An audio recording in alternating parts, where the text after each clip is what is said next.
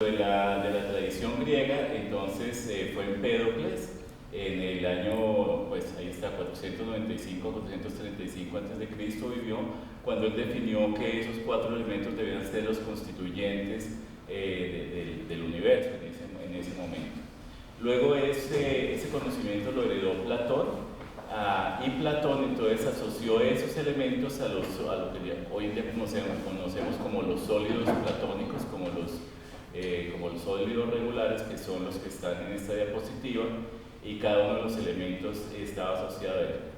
Y luego Aristóteles introdujo un quinto elemento, que el que tenemos ahí en el centro, representado por el dodecaedro, que era el éter, pues, o el universo, o por eso hablamos también de la quinta esencia, que era lo que componía los cielos, pues lo que componía el cosmos, que cosmos también es una palabra griega que es la raíz de belleza, de bien cosmético.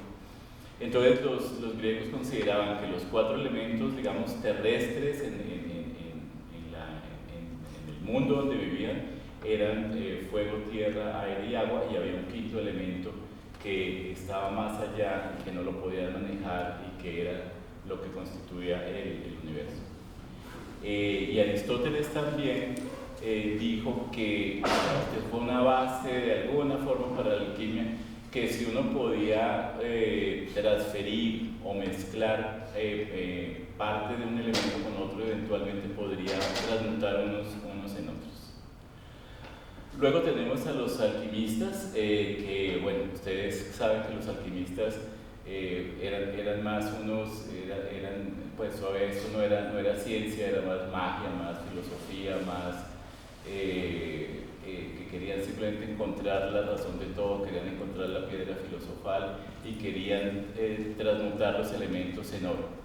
Y ellos representaron los elementos con estos símbolos. Ahí podemos ver el oro, que es el que ellos querían a donde querían llegar, y otra serie de elementos. Obviamente nunca lograron lograron sus propósitos, pero dentro de su trabajo lograron aislar sustancias, y por ejemplo elementos como el estaño, el antimonio, el arsénico, el bismuto fueron descubiertos por los alquimistas a través de sus trabajos. Bueno, y descubrieron otra serie de sustancias también que fueron, digamos, de alguna forma aportes a la química.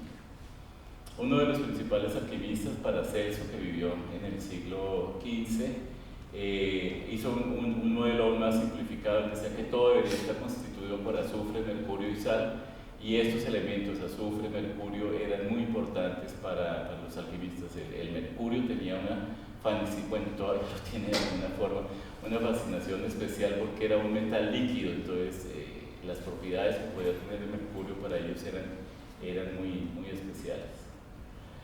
Luego rompe con esta tradición el primer químico moderno, podríamos llamar, que fue Robert Boyle, que escribió este libro, El químico escéptico, en el cual, pues, ustedes ven ahí a la derecha, simplemente él habla él lo que hizo fue como echar por tierra, burlarse un poco de los alquimistas y decir que no, que las cosas realmente tenían habló de la ciencia empírica, o sea, que las cosas tenían que demostrarse, que era posible manejar las cosas, pero con ciertos parámetros, y de alguna forma, como les digo, fue el primer químico que habló de método empírico y este tipo de cosas.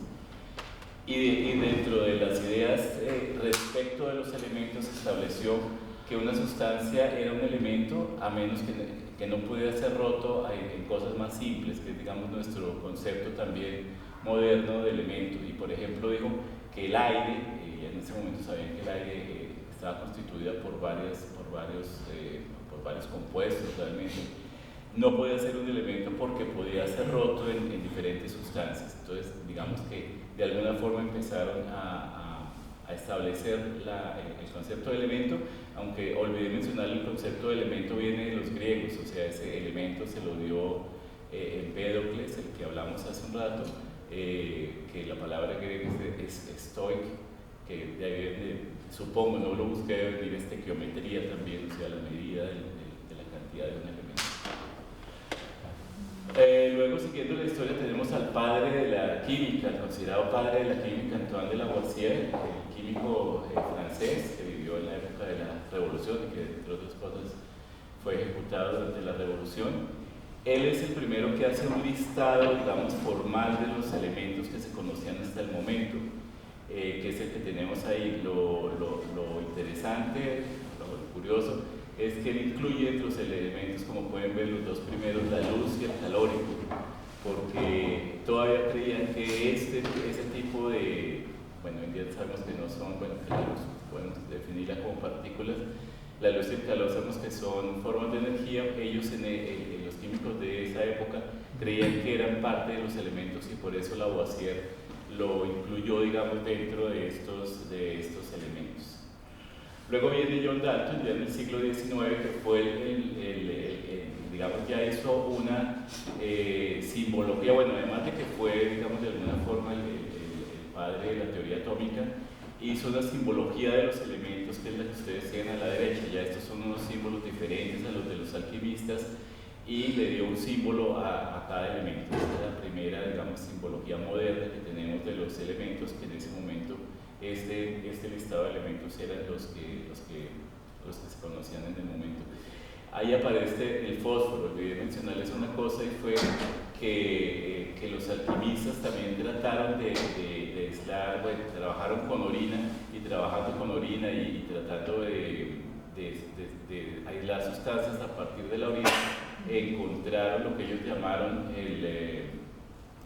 ¿cómo lo llamaban? Algo así como una sustancia blanca, pero el cuento es que esa sustancia blanca era fósforo, y realmente después creo que un químico inglés fue el que logró aislarlo y descubrió el fósforo. Pero, digamos, fueron los alquimistas los primeros. Ellos no se dieron cuenta que era un nuevo elemento, pero fueron los que trabajaron en este trabajo, huyendo orina y tratando de aislar compuestos de ahí, que descubrieron el fósforo.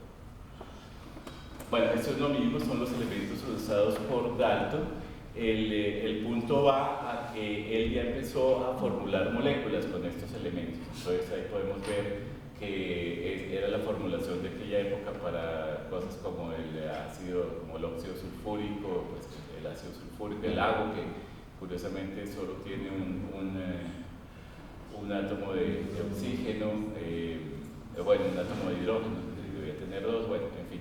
Pero digamos que ya empezó a usar esos símbolos de los elementos para hacer, podríamos decir, símbolos de moléculas, o sea, para formular moléculas. Y finalmente es Berzelius, el químico sueco, John Jacob Berzelius, quien pasó de la simbología de Dalton a poner letras, o sea, a asignar letras a los elementos. Simplemente porque era una forma mucho más sencilla de nombrar los elementos. Entonces de ahí vienen, digamos, algunos de los, pues de ahí viene la tradición de darle a los elementos símbolos con letras, y obviamente ya con los símbolos con letras era mucho más fácil escribir moléculas, o sea, formular moléculas con estos símbolos. Y eso es una estampilla que me parece curiosa, que es un honor a los símbolos de los elementos químicos establecidos por Berzelius. La historia sigue con William Prout, que él lo que hizo fue que trató, también en el siglo XIX, lo que se llama la hipótesis de Prout. Él trató, ya sabían que el elemento más sencillo era el hidrógeno, pues ya habían empezado a determinar pesos atómicos, masas atómicas, y sabían que la masa atómica del hidrógeno era 1. Y lo que él trató de hacer es relacionar todos los elementos conocidos en ese momento con el hidrógeno, o sea, algo así como de que todos los elementos eran múltiplos del peso del hidrógeno. Pero no le coincidió, porque había elementos que tenían decimales, y no todo era múltiplo exacto del hidrógeno, pero digamos que fue un intento de hacer algún tipo de nomenclatura, de clasificación de los elementos con base a algo más metódico. Y finalmente en 1829 aparece este químico que era alemán, Johann Wolfgang Dobereiner, que a él se deben las llamadas triadas de Dobereiner. Entonces, lo que él hizo fue ordenar los elementos en orden de su peso atómico, y lo que encontró es que podía asociar tres elementos, o sea, al hacer eso encontraba tríos de elementos, tríadas de elementos que eran similares químicamente. A esos tríos de elementos se le llaman las tríadas de Dobereiner, y fue la primera vez que se empezó a encontrar una relación entre los elementos. Entonces, por ejemplo, tenemos el litio, el sodio y el potasio. Entonces él encontró que el litio, el sodio y el potasio formaban cloruros, que esos cloruros eran similares, que formaban hidróxidos que eran similares. Un caso similar era el del azufre, selenio y teluro, que también formaban hidruros y formaban óxidos, y esos óxidos de esos tres elementos eran similares. Entonces, de alguna forma estaban relacionados. Pero además encontró otra cosa, digamos que muy bonita, y es que si cogía, por ejemplo, lo que tenemos en la parte de abajo, la triada del cloro, bromo y yodo, si él tomaba los pesos atómicos del cloro y el yodo y sacaba el promedio, le daba del bromo. Y así con todas las triadas, igual con litio, sodio, potasio, con calcio, estroncio, bario. Entonces fue la primera vez que se vio que sí había que sí estaban relacionados de alguna forma, o sea, no solo con pues por medio de sus propiedades y sus pesos atómicos se podría hallar una relación entre los elementos. Esta es otra representación de las triadas de Dobereiner. Ahí tenemos también, por ejemplo, fósforo, arsénico, antimonio, azufre, selenio, teluro, etc. Y bueno, supongo que aquí debe haber algún químico que ya identificara que eso tiene que ver con la tabla periódica. O sea, ahí tenemos litio, sodio, potasio, que son metales alcalinos y calcio, estroncio, bario, que son alcalinoterios, cloro, bromo y yodo son lo que hoy en día tenemos como halógenos, etc. Y ahí está nuevamente ese juego, digamos, como matemático que hizo Dobereiner, mirando cómo, bueno, obviamente no siempre le coincide exactamente, pero el peso promedio de los dos elementos extremos de la triada le daba el peso atómico del elemento central. Entonces, ese fue uno de las cosas que hizo. Luego, en 1862, este francés Alexander de Champcoutu construyó una cosa bien bonita que se llama el anillo telúrico.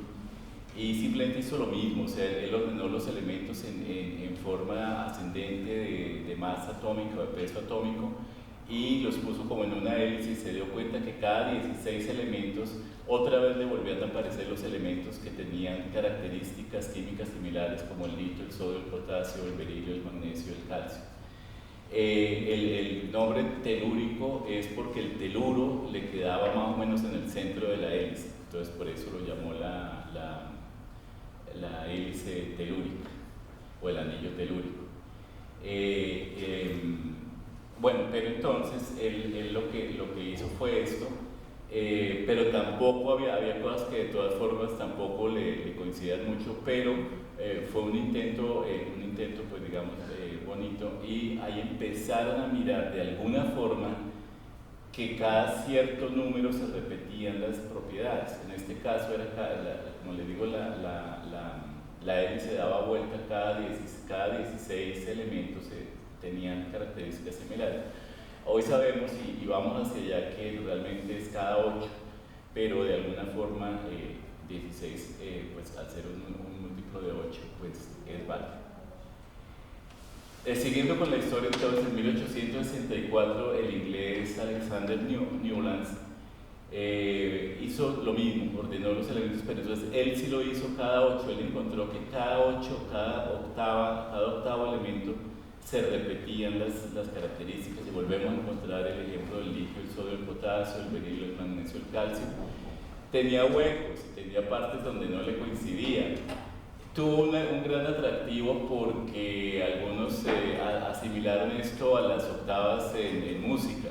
Entonces, de alguna forma era un orden parecido al que puede haber en las octavas en música, y tuvo algún atractivo. Pero el problema era que no le coincidía, no siempre le coincidía. Había puntos en los que tenía que poner dos elementos en un mismo misma posición para que las propiedades le cuadraran.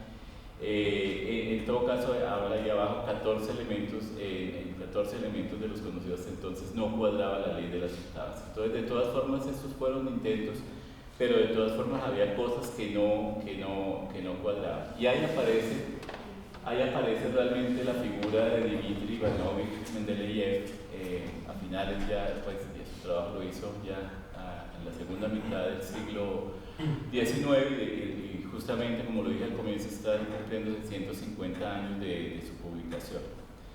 Y lo que él hizo esencialmente fue lo mismo, o sea, lo mismo fue ordenar los elementos en orden ascendente de sus masas atómicas y tratar de buscar relaciones. Pero sí tuvo algunas cosas extras. A él tampoco le cuadraban, pero entonces una cosa que dijo, debe ser que hay pesos atómicos que están mal determinados. Entonces se tomó la molestia de buscar si eso, cómo lo habían determinado, se tomó el trabajo de determinar él mismo ciertos pesos atómicos y corregirlos, y además se guió más, que eso también fue uno de sus méritos, por las propiedades de los elementos que por los mismos pesos atómicos. O sea, empezó a ver propiedades y empezó pues como a correr. Encontré una anécdota que él tenía unas cartas y jugaba como solitario con las cartas de los elementos y las vivía corriendo y mirando a ver cómo le cuadraba la cosa. Dicen que también el tipo sabía, y ahora vamos a ver por qué, tenía nociones, no sé qué tanto sabría sánscrito, y entonces también creo que el sánscrito tiene algún tipo de orden o de... Entonces, todas las cosas, para que vean que en ciencia nada es inútil, todas las cosas le sirvieron para poder armar, digamos, en su cabeza la tabla periódica. Y la otra cosa que hizo muy interesante es que donde no le cuadraban dejó huecos, sencillamente, son esos que podemos ver ahí, algunos de los que podemos ver ahí en blanco. Entonces realmente por eso su trabajo fue tan interesante. Entonces aquí podemos ver ya más o menos cómo le quedó su tabla periódica, y entonces fíjense que debajo del aluminio dejó un hueco, igual lo hizo debajo del estaño, del bromo, etc. Y dejando esos huecos la cosa le cuadró mucho mejor, y prácticamente ese fue el trabajo que publicó.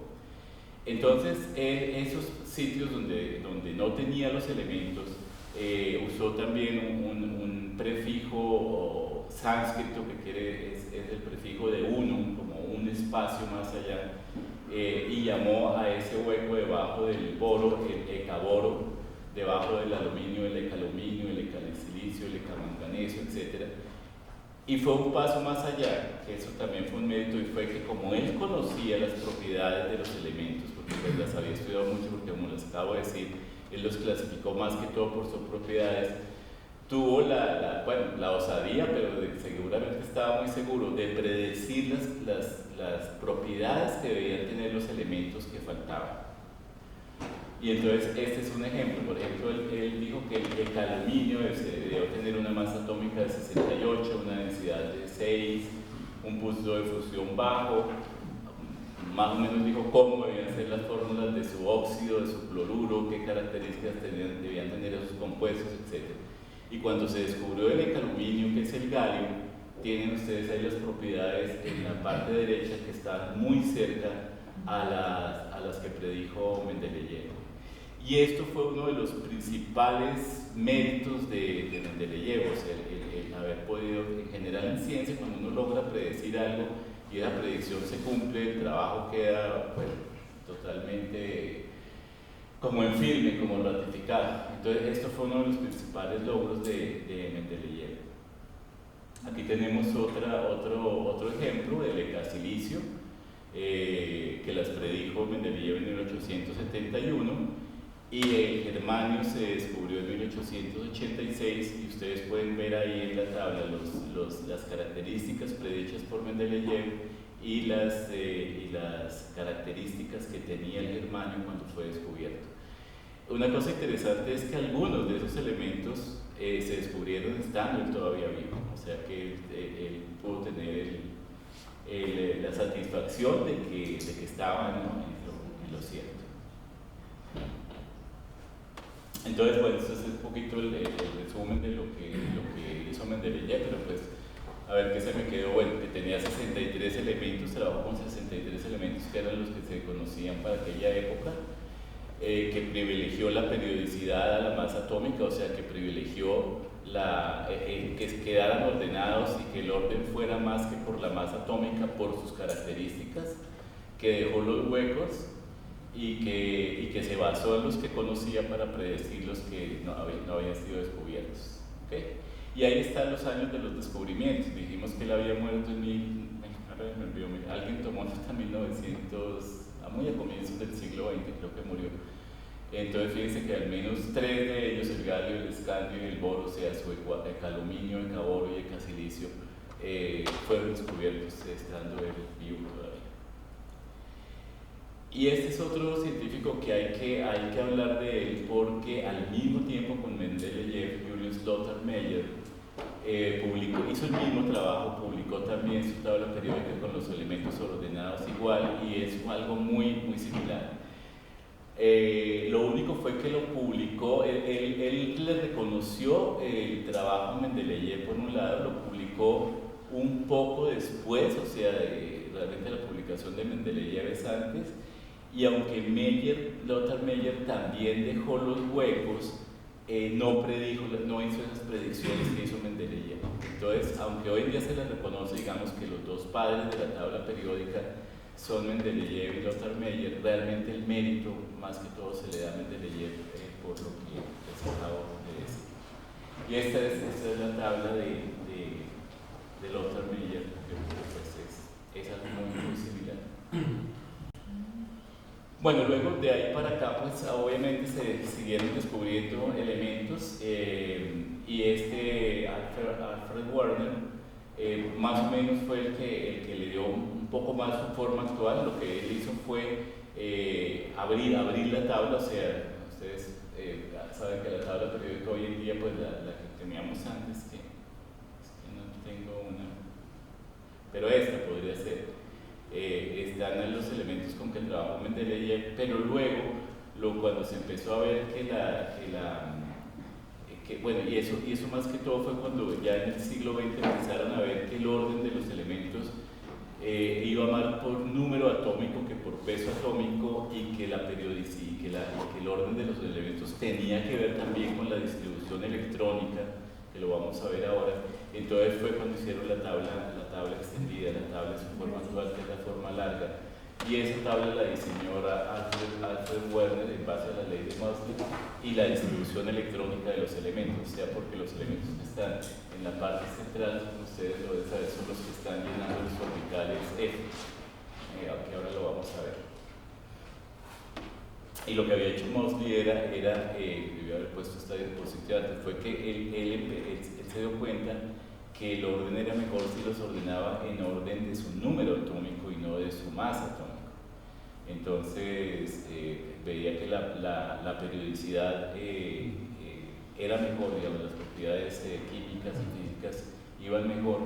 Y lo que ustedes pueden ver abajo es que, digamos, luego se sacó la parte de los lantanios y los actínidos en otro bloque fuera de la tabla periódica. Eso fue el siguiente paso. Y ya luego en el siglo XX, más que todo este científico Glenn Seaborg, que ese sí era norteamericano, fue el padre de la síntesis de elementos, pues del padre de la química de elementos sintéticos, o sea, él sintetizó o descubrió, pues, pero esos ya fueron elementos artificiales, 10 nuevos elementos, y en 1944 sacó esos elementos, que era la serie de los actínidos, de la tabla, de la estructura principal de la tabla periódica, que fue cuando se ubicaron en la parte de abajo junto con los lantanios. Entonces eso fue ya en el siglo XX, pues fue ya el siglo pasado. Hablando de Seaborg, es la única persona que en vida ha tenido un elemento que lleve su nombre, que es el Seaborgio. Y cuando lo hicieron, cuando le dieron el nombre al elemento, él dijo esta frase que es el mayor honor que he tenido, quizás mejor para mí que el haber ganado el premio Nobel. Él era premio Nobel, y cuando nombraron el elemento con su nombre, dijo que eso era para él mucho más honor que que haber ganado el Nobel, y él murió pues hace relativamente poco, en 1999. Bueno, esto es lo que yo les decía, o sea que la tabla periódica también está relacionada, digamos que detrás de todo el orden que estamos hablando, de todo el trabajo que se hizo, estaba la distribución electrónica. O sea, recordemos que este es un poquito que hacía uno desde el colegio, para saber cómo van los niveles orbitales o los niveles energéticos de los electrones, con las flechitas verticales de cómo se van llenando energéticamente. Entonces uno sabe que 1s, 2s son el hidrógeno y el helio, luego los 2p se van llenando donde tenemos azul, que era, digamos, donde teníamos antes de abrir la tabla. Por eso digo que al abrir la tabla lo que se hizo fue dar espacio para que los elementos que estén allí son los que están llenando los orbitales F. Luego los orbitales P están en la parte derecha de la tabla y los orbitales F están en la parte intermedia de la tabla, donde se hizo la extensión de la tabla, como vimos antes. Y esta sería, digamos, la tabla periódica hoy en día. Hoy en día vamos en el elemento 118. Aunque pues, como ustedes saben, solo hay 92 elementos, aunque ahora les voy a hablar un poquito de que el 93 y el 94 algunos creen que podían ser elementos también naturales, aunque fueron descubiertos por bombardeo ya en el siglo XX. Pero bueno, ahora volvemos un poquito a esa historia, que todo tiene que ver algo con astronomía también. Y esta es la tabla periódica actual, ¿no? Entonces, lo interesante, bueno, yo hablé ahí de que la tabla periódica, llamé esta conferencia piedra angular de la química, que no me ocurrió otro nombre, pero quería decir con eso que la tabla periódica es el arma fundamental de un químico. O sea, y desde que era estudiante me fascinó porque ahí está todo, o sea, lo que necesita saber uno de química, ahí está. Entonces, entre otros, hablando un poquito de mi experiencia como astrónomo aficionado, y cuando he hablado, por ejemplo, del origen de los elementos o algo de astroquímica, a veces la pregunta que le hacen a uno mucho es: ¿y en la Luna o en el otro planeta no hay elementos que no hay aquí? ¿O en el otro lado de la galaxia no hay elementos que no hay aquí? La respuesta es no. Los elementos de la tabla periódica son universales porque todos ellos se formaron por las leyes de la física y la química desde la explosión, desde el Big Bang hasta en el interior de las estrellas, etc. Digamos que las leyes que acabamos de ver, las leyes de los niveles orbitales son eso. O sea, uno no puede tener un elemento entre el níquel y el cobre, o entre el paladio y la plata, ahí no cabe nada. O sea, esos son los que son y no hay más. Entonces uno podría contestar: no hay más elementos. Podría haber más compuestos. O sea, de hecho, hace poco, bueno, ahora les cuento un poquito de esto. El sábado pasado vi una conferencia sobre geología planetaria, y el geólogo que estaba hablando nos contó, por ejemplo, que en otros planetas, en otros planetas, en Marte, porque no hemos visitado otros, o en la Luna, se han encontrado minerales que no hay acá, y justamente son distintos por el contenido que pueden tener, diferente de magnesio, o de aluminio, o de otra serie de elementos. Entonces, por ejemplo, minerales sí puede haber, no deben ser muy distintos, no es que sea una cosa totalmente diferente, pero sí son distintos. Y otra cosa que uno podría hablar que puede ser distinta son las biomoléculas, por ejemplo. O sea, nosotros infortunadamente conocemos solo un caso de vida, y sabemos cómo está basada la vida en la Tierra, en DNA, proteínas, etc. Pero si ese modelo es universal, no lo sabemos. O sea, sabemos que, y eso también es pura química, que por las propiedades del carbono, seguramente la vida está basada en carbono, porque el carbono, de todos estos elementos de la tabla, tal vez es el único que permite formar toda la complejidad química que requiere la vida. Ni siquiera el silicio lo logra. Pero ya, si uno, para guardar material, información genética, o para duplicar esa información, en fin, necesita un DNA, no lo sabemos. Y la bioquímica sí podría ser diferente, aunque muchos creen que es tan perfecta en su función que algunos creen que puede ser igual, pero eso no lo sabremos hasta que algún día no encontremos otra forma de vida. Bueno, pero me fui por las ramas No, simplemente aquí es bonito. Bueno, una cosa es que hay una línea ya donde está la línea entre, no sé por qué esta tabla no la tiene, entre los elementos que están ahí en verde y los que están en amarillo, es la línea que divide los metales de los no metales. Esa, digamos, como la definición principal de la tabla periódica. Entonces, en la parte, bueno, otra cosa, pues, pero esto es muy elemental, o sea, están divididos en grupos y en periodos. Los elementos del grupo 1 son los metales alcalinos, pues ustedes saben, son bastante reactivos, etc. Luego los alcalino-térreos, los de la segunda parte. Otros metales, otros que también son metales, son los que están en el periodo 3, aluminio, galio, indio, los estaño, plomo, esos también son metales. Los que están en la parte alargada de la tabla son los que llamamos los metales de transición, porque tienen justamente características de transición entre unos y otros. Los que están en verde son los que llamamos metaloides, porque tienen características entre metal y no metal. Y los que sí definitivamente son metales son los que están pues, el carbono, el nitrógeno, oxígeno, fósforo, azufre, selenio. Y los otros también, solo que los de flúor, cloro, bromo, etcétera, forman el grupo de los halógenos, y los últimos son los gases nobles. Una cosa que también dejé de decir es que uno de los problemas que tuvieron estos científicos para ordenar la tabla periódica es que no se conocían los gases nobles.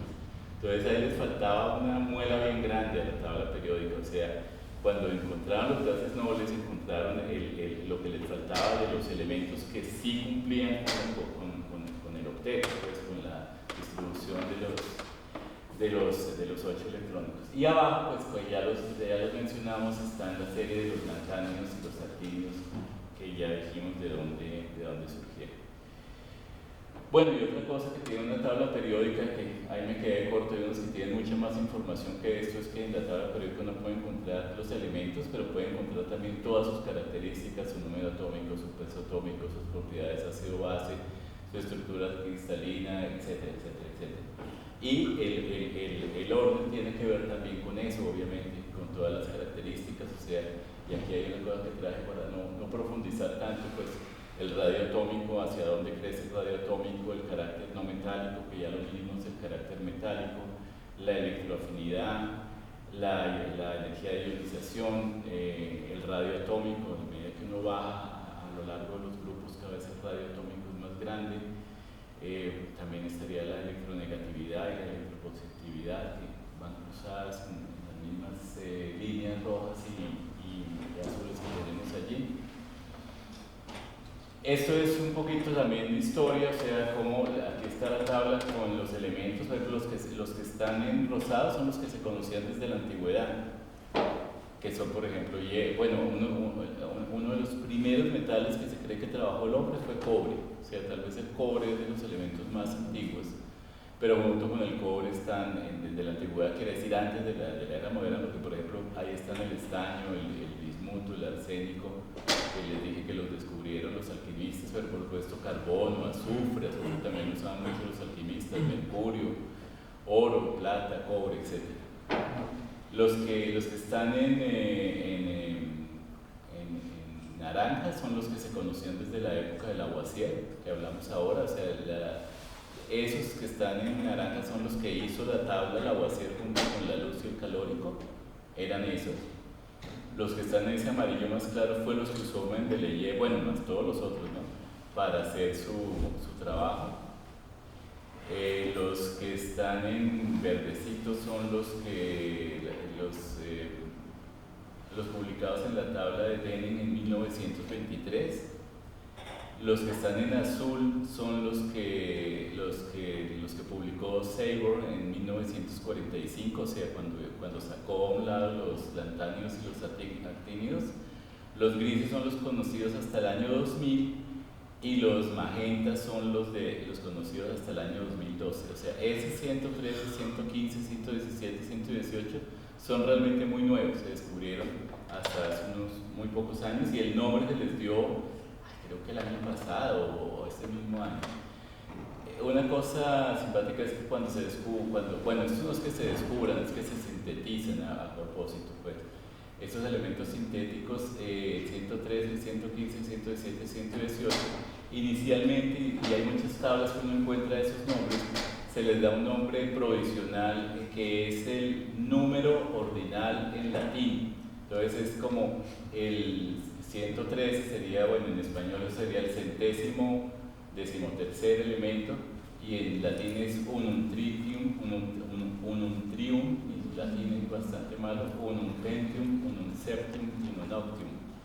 Pero luego la IUPAC les asigna nombres, y el caso de estos 4 elementos ya tienen nombres, se llaman el Nihonium, que fue descubierto en Japón, y ese nombre Nihonium es el nombre de Japón en japonés, entiendo yo.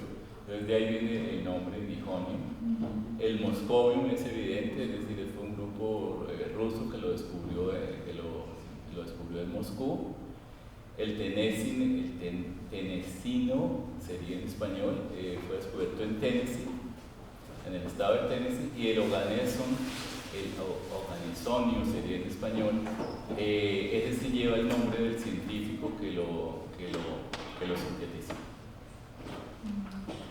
Este también me pareció interesante, y están clasificados por el método por el cual los descubrieron, porque pues obviamente muchos se descubrieron, sobre todo los de la antigüedad, por metalurgia, o sea, simplemente se encontraban en la naturaleza, y a medida que se descubrían nuevos minerales y se trabajaban y se aislaban, pues se iban encontrando elementos. Algunos se descubrieron por electroquímica, por técnicas de separación. Por ejemplo, ahí están el polonio y el radio, los elementos que descubrió Marie Curie, que ese fue un trabajo durísimo, o sea, ella partió de toneladas de pechblenda, del mineral que tenía el uranio, y fue cada vez purificando y purificando y purificando más hasta que logró aislar el radio y luego logró aislar el polonio. Y finalmente los que se han hecho por síntesis nuclear, o sea, simplemente son elementos artificiales que se han hecho bombardeando con neutrones o con núcleos de deuterio, elementos pesados dentro de un elemento, obviamente, un núcleo atómico está constituido por protones y neutrones, y uno puede bombardearle más protones o más neutrones o más núcleos de alguna forma para que crezca más. Lo que pasa es que uno no puede meter indefinidamente ni protones ni neutrones. Bueno, es mucho más fácil meter un protón que un neutrón dentro de un átomo, porque llega un momento en que se desestabiliza. Entonces, estos últimos elementos son elementos que tienen vidas medias cortísimas, son muy inestables, algunos están microsegundos, que el otro día que me preguntó ahí, ¿para qué hacen eso? ¿Qué sentido tiene hacer eso? Pues a los científicos les sirve porque eso les puede ayudar a confirmar la estabilidad, es decir, qué tan fácil es hacer uno respecto a otro. Me imagino también estudiando esa estabilidad, pero digamos el hecho de que sean millonésimas de segundo exista el átomo, pues por un lado pues es un nuevo elemento, pero de alguna forma eso les sirve para estudiar las características de los núcleos atómicos y de la radioactividad y una serie de cosas. Los que están en amarillo son los que son radioactivos naturalmente, como el uranio, el torio, el polonio, el radio, etc. Los que son radioactivos naturalmente es por lo mismo, o sea, porque son elementos muy pesados que se desestabilizan y se van transmutando en otros elementos al decaer, por ejemplo, como el uranio, que las series de decaimiento del uranio terminan en plomo. Esto muestra los que fueron descubiertos por premios Nobel. Entonces, por ejemplo, ahí están Pierre y Marie Curie, lo que se acabo de mencionar, y ahí está indicado el polonio. Ahí debe estar Seymour, claro, abajo. Entonces, miren, que ya hablamos, y ahí están todos los elementos de esa, pues todos no, pero les dije 10 elementos de esos fueron descubiertos por él: Frederick Soddy, Otto Hahn, bueno, George von Hevesy, Ramsey, Raleigh, etc. Y esto es por nacionalidades. Entonces fíjense que los que llevan la batuta con 26 elementos descubiertos son bueno, distinguen del Reino Unido, Inglaterra y Escocia, pero si ustedes suman todos, pues los ingleses definitivamente han sido los mayores descubridores de los elementos químicos, seguidos por los alemanes y luego los estadounidenses. Ahí ven, ¿qué les llama la atención de esa diapositiva? La antigüedad de los procesos. No, miren la última banderita. Es que yo la miré y me llamó la atención. Que dice México 1. Entonces me puse, sí, que entre otras no se ve ahí porque el mexicano es el vanadio y está aquí, bueno, está ahí en el 23, pero fíjense que tiene una banderita española y una banderita debe ser sueca, pero bueno. Bueno, pero entonces dije voy a averiguar un poquito esa historia, aunque detrás de la historia, que algún día me gustaría hacer una conferencia solo de cómo se han descubierto los elementos, cómo se les dio los nombres, que es bien bonito.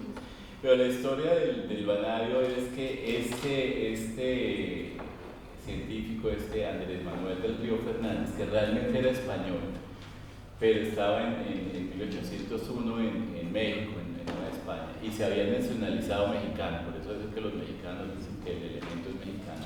Pero hizo el trabajo en México, o sea, él estaba trabajando con un mineral en Hidalgo, y de ese mineral aisló un elemento que él dijo que era un nuevo elemento químico, que entre otros tenía varios colores, no tenés a ver si me acuerdo, varios colores, entonces lo llamó pancromio, que quiere decir que tiene todos los colores. Y luego empezó a trabajar aislando más los minerales y se dio cuenta que ese elemento todo se volvía rojo, todos los compuestos la mayoría de compuestos eran rojos, y entonces lo llamó eritronio, que quiere decir, eritros es la raíz de rojo, de ahí viene eritrocito. Y la historia es simpática porque entonces en esa época el barón von Humboldt pasó por México y le dijo, yo tengo este trabajo, llévelo a Europa porque es un nuevo elemento. Y él imagino, fue en Alemania porque Humboldt era alemán, pero llevó el descubrimiento a Europa y el químico alemán dijo, no, eso es cromo. Entonces dijo, eso no es nuevo, es cromo, y ya se descubrió. Y entonces del Río Fernández se retrató, y bueno, le creyó al europeo, en esa época eran autoridad. Y entonces se quedó perdido el descubrimiento, y luego un sueco lo redescubrió y lo llamó vanadio. Pero el vanadio es el mismo elemento que descubrió el mexicano. Vanadio viene de la diosa Vanadis, que es una diosa escandinava. Entonces, esa es la historia. Pero seguramente si nos devolvemos, entonces, por eso era el México 1 es y tiene la banderita española, el vanadio, seguramente, bueno, y detrás tiene la mexicana, acabo de darme cuenta que esa es la mexicana, porque este tipo era español finalmente, Antonio Manuel del Río Fernández, pero como hizo el descubrimiento en México, entonces se le da entonces el descubrimiento fue reconocido que era español mexicano, pero el nombre del elemento sí se quedó con el nombre escandinavo. Bueno, esa es la historia. Esta es otra que por mi afición a la astronomía alguna vez la leí y me pareció interesante. El uranio, Henry Capel, que fue el que descubrió el uranio en 1789, era amigo de William Herschel, que había descubierto el planeta Urano en 1783, y entonces le puso a su elemento uranio en honor a Urano, al planeta Urano. Y luego, ahí tenemos el uranio. Luego ya en el siglo XX, cuando se descubrió el neptunio, se siguió la tradición, o sea, el neptunio lleva ese nombre por el planeta Neptuno y el plutonio lleva ese nombre por el planeta Plutón. Entonces, esa es otra historia de los nombres de los elementos. Y el cerio también tiene que ver con astronomía. El cerio fue descubierto en 1803 y en 1801 Giuseppe Piazzi en Sicilia había descubierto el asteroide Ceres, que hoy en día es un planeta enano. Y entonces el descubridor del serio, que creo que también era italiano, volvámonos a la tabla de las... A ver, ¿dónde está el serio? A mí se me envió en esta tabla que me quiera algún químico a bordo que ayude.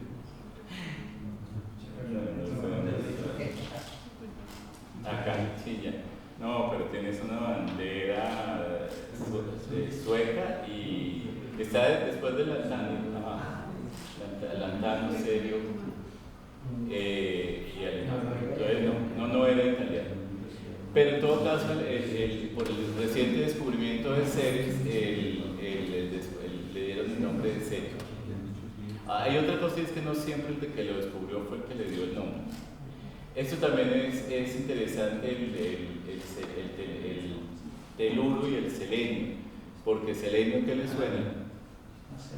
A luna. A luna, exactamente. Entonces se había descubierto el teluro, y al teluro, bueno, todos estos elementos se descubrieron en minerales, y el teluro se descubrió y le dieron el nombre de teluro por tierra, telúrico, por ejemplo. Y luego, creo que fue el mismo científico descubrió el selenio, creo que incluso fue en el mismo mineral, y entonces le dio el nombre de selenio por la luna. Bueno, y aquí esta es una tabla como muy general, esta parte me hubiera gustado extenderla más, que son nombres que hacen referencia a propiedades. Entonces, tomemos cualquiera, el primero, el berilio, se llama berilio por su color, berilio quiere decir color verde, y el berilio está en las esmeraldas, ¿no? Color verde. Hay unos que es por lo que forman, por ejemplo, el hidrógeno quiere decir formador de agua, el oxígeno quiere decir formador de ácidos, el nitrógeno quiere decir formador de nitros. Bueno, no me lo sé todos. El arsénico, por ejemplo, es por su color amarillo, o el rubidio es por el color rojo, y hay otro que es por el color azul, que es el cobalto. Pero bueno, en fin, ahí está. Uno que nombran abajo, entonces el platino también fue descubierto por un español, Antonio de Ulloa, que lo encontró en Sudamérica y lo llamó platino, que quiere decir como parecido a la plata, y de ahí se vino el nombre de platino. Y esos son los que llevan nombres por lugares, porque son similares a cosas de ciertos lugares. Entonces, obviamente el escandio es porque es de Escandinavia, el que ya hablamos, el vanadio por la diosa escandinava Vanadis, el cuprum es por la isla de Chipre, o sea, el cobre, el galio obviamente es por Francia, o el germanio por Alemania, el estroncio por Escocia, el itrio por Iterri, por el sitio donde fue descubierto, que es en Suecia, que el itrio y el terbio fueron descubiertos en el mismo sitio también, el europeo por Europa. Bueno, en fin, ahí está la lista, el francio, el americio, el berkelio, por ejemplo, se le dio el nombre berkelio porque fue sintetizado en la Universidad de California en Berkeley, entonces se le dio el nombre de berkelio. El polonio, pues obviamente María Curie era polaca y por eso escogió el nombre de polonio. Y el radio, hasta donde recuerdo, fue porque era radioactivo, entonces por eso le dio el nombre de radio. Ya se había descubierto y los que llevan nombres de científicos, por ejemplo, ya habíamos hablado, no habíamos hablado del Curio, del Curio, que lleva el nombre de Pierre y Marie Curie, pero que hablaba fue de científicos premios Nobel que habían descubierto elementos. Bueno, y aquí son obvios, el Einstein, obviamente por Einstein, el Nobelio, es interesante por Alfredo Nobel, no creo que haya un elemento que lleve el nombre de Nobel. Y hay varios que ni leí. Por ejemplo, el 104 dice su nombre en latín. Los soviéticos propusieron el nombre de Kurchatov en honor de Igor Kurchatov, mientras que los estadounidenses prefieren el nombre de Rutherford en honor de Ernest Rutherford. Y la IO 4 le asignó este nombre temporal. ¿Cuál es el nombre temporal? Yo entiendo que existen ambos, existe tanto el Rutherford como el Khrushchev. Ahora podemos devolver. Bueno, en fin, esto era para que estuviera un poquito. Y bueno, eso es más o menos lo que yo quería contarles hoy en día, es más o menos más anecdótico que otra cosa. Quería también resaltar la tabla periódica, la importancia de la tabla periódica, tal vez me quedé un poco corto en eso, pero este es un tema que habría que profundizar mucho. O sea, estudiándolo yo vi que uno puede hablar muchísimo más cosas, porque a veces podría profundizar mucho más en la parte histórica, podría profundizar que leí un poquito de la historia, descubriendo esos elementos que me pareció interesantísimo, cómo fueron descubiertos. Por ejemplo, uno de los que fue descubierto, el helio, se me olvidó ponerlo, el helio, que lleva el nombre del dios Helios, del dios del sol, fue descubierto en un espectro que tomaron del sol. O sea, fue descubierto antes de descubrirlo en la Tierra, lo encontraron en el sol y luego lo encontraron en la Tierra. Entonces el helio se produce en la degradación del uranio, está con el uranio, ahí hay helio. Pero el helio realmente y el hidrógeno, que son los elementos más comunes en el universo, realmente son muy escasos en la Tierra. En fin, y este era lo que quería mostrar. Hicimos este ciclo de conferencias en la asociación a la cual yo pertenezco, la Asociación Colombiana de Estudios Astronómicos, mucho más orientada obviamente hacia astronomía, pues yo empecé haciendo esta misma conferencia. Luego yo hablé del origen estelar de los elementos químicos, que fue una conferencia que hicimos en este espacio ya hace un año. Y luego hablamos, un compañero de la asociación también, licenciado en químico, hizo una conferencia sobre el viaje del astrónomo a través de la tabla periódica por medio de la espectroscopia. Lo que les digo que me sorprendió lo de los minerales extraterrestres que pueden ser distintos, la tabla periódica del geólogo planetario. Y este sábado los invito, vamos a cerrar el ciclo con la tabla periódica del astrobiólogo, lo va a hacer una astrobióloga que es de la Universidad Nacional, del Grupo de Ciencias Planetarias de Astrobiología de la Universidad Nacional. Bueno, y eso era lo que yo quería contarles hoy.